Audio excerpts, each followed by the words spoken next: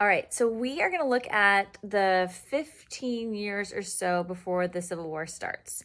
We'll start with the US-Mexican War, look at that under the context of manifest destiny.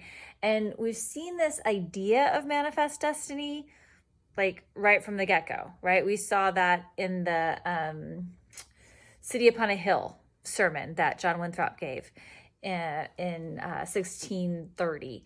And here we are 100 or so years later when that phrase gets coined, but that idea has been there. So we'll look at that with the US-Mexican War.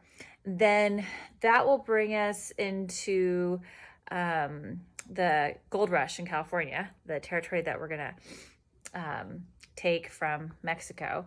And then the Kansas-Nebraska Act, it's also going to be then some of the things that we do with California, we're going to apply to the territory, the leftover territory from the Louisiana Purchase.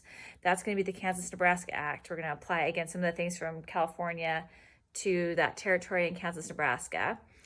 We're going to see that's going to set off a whole bunch of different things that are going to just keep pushing us that much closer to the Civil War. We'll talk about it's going to destroy the two-party system. We're going to get the birth of the Republican Party. You've got what's called Bloody Kansas. You're going to meet John Brown there. And then also have the King of Sumner in Congress.